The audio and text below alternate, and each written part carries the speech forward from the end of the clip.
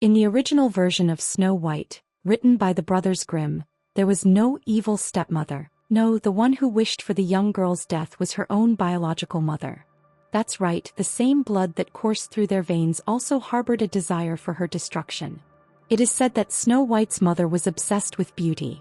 When she gave birth to the girl, she wished her to be as white as snow, with lips as red as blood and hair as black as ebony. But what started as a poetic desire became a curse for the child. As Snow White grew, her beauty surpassed her mother's, awakening uncontrollable envy. One day, while looking into her enchanted mirror, the mother asked the fateful question, "Mirror, mirror on the wall, who is the fairest of them all?" And the mirror, cruel in its honesty, replied that young Snow White was now the fairest of them all. Overcome with a hatred bordering on madness, the mother decided the girl did not deserve to live. She then devised her plan to eliminate her own daughter, ordering a huntsman to kill her and bring back her heart as proof. The magical mirror, an object Snow White's mother obsessively consulted, was not merely a simple artifact. In earlier legends, it was described as a spirit trapped in glass, condemned to speak only the truth. Its cold and distant voice fueled the queen's obsession with beauty, like a demon whispering her impending downfall.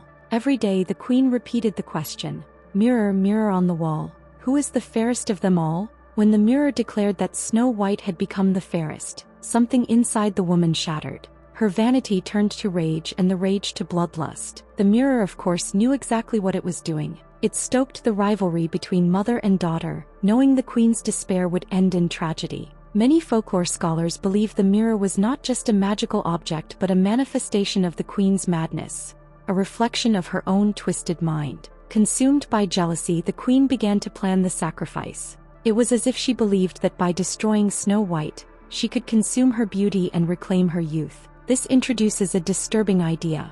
Was the heart she asked the huntsman to bring her not merely a trophy but something she intended to eat? The queen, driven by her desire to destroy Snow White, summoned the most skilled huntsman in the kingdom. Her voice was as cold as winter as she gave the order, "Take the girl into the forest, kill her and bring me her heart as proof." But it wasn't just proof of death.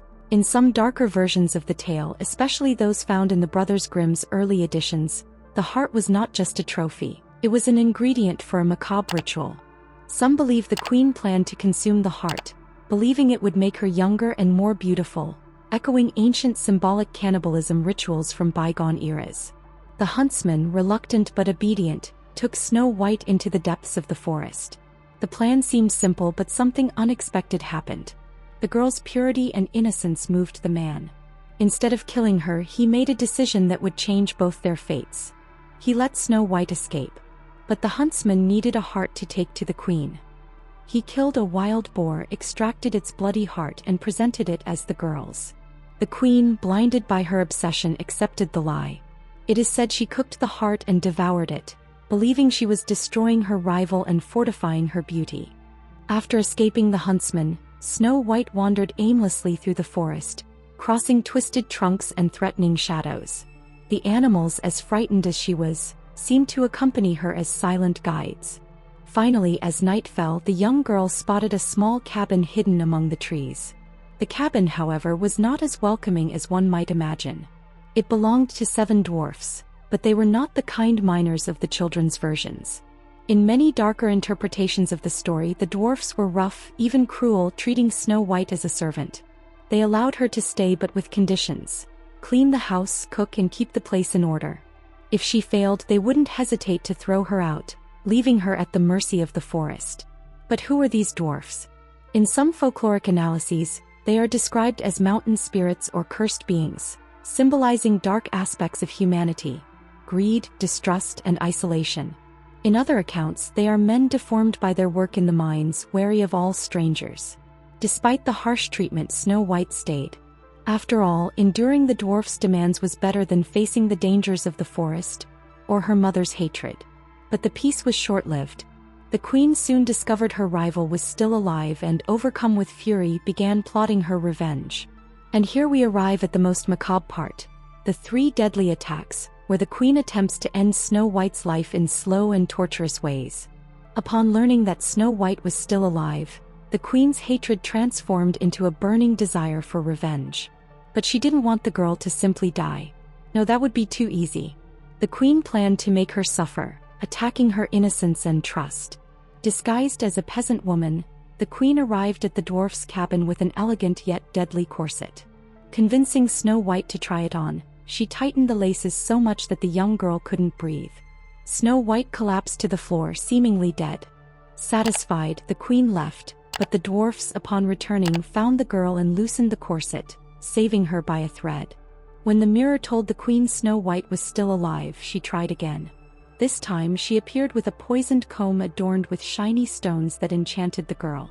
When Snow White brushed her hair with the comb, the poison immediately caused her to fall into silent agony. Once again the dwarfs arrived in time, removing the comb and saving her from death. Finally, the queen devised her most ingenious plan: the poisoned apple. Half of the fruit was pure and shiny, while the other half was impregnated with the most lethal poison. Disguised once more, the queen offered the apple to Snow White, biting first into the harmless side to prove it was safe. Naively, the girl bit into the other half and this time fell into a deep sleep so close to death it seemed final. The dwarfs couldn't save her. Believing Snow White was dead, they built a glass coffin to preserve her beauty and placed her in the forest, where she appeared to rest in peace. Snow White remained in her glass coffin, guarded by the dwarfs who placed it on a pedestal in the forest. Even in apparent death, her beauty was so striking that it attracted not only curious animals but also travelers passing through the region. She seemed alive, as if merely sleeping, which made her presence even more unsettling. One day a prince found the coffin. Unlike the more well-known versions where he sees her by chance and falls in love immediately, some darker versions suggest that his obsession with Snow White was so intense it bordered on morbid. He offered the dwarfs unimaginable riches for the right to take her body with him. The dwarfs, reluctant at first, eventually agreed. While transporting the coffin, something happened. There are two versions of what followed. In one, the coffin was shaken during the journey, and the poisoned piece of the apple dislodged from Snow White's throat. In the other, more disturbing version, the prince, overcome with his passion, leaned in to kiss her, triggering the reflex that caused her to expel the poison. Either way, Snow White awoke.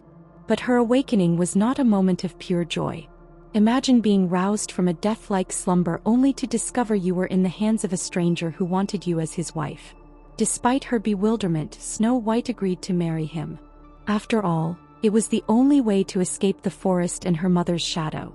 When Snow White and the prince announced their wedding, the entire kingdom was invited, including the queen.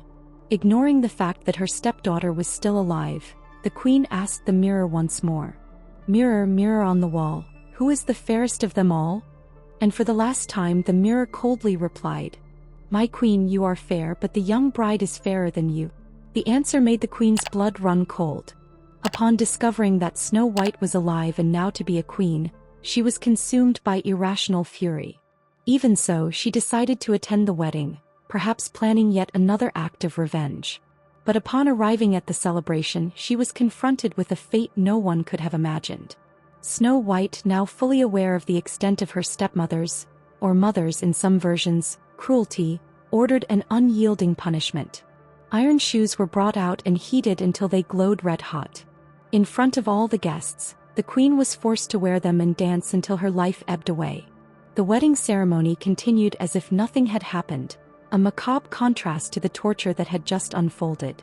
The story ends with Snow White finally free from the shadow of her oppressor. But at what cost? The echo of the queen's screams could still be heard in the castle, or perhaps only in her conscience. And so the tale of Snow White reveals its darker side. A story of envy, betrayal, and vengeance that defies the happy endings we know. After all, did beauty and innocence truly triumph, or did they merely survive a cycle of cruelty? What do you think? Was the price paid for this victory fair? If you enjoyed this journey into the shadows of fairy tales, leave your comment and tell us which macabre story you'd like to hear next. Until then, remember, not all stories we're told are as innocent as they seem. See you next time. If you dare to return,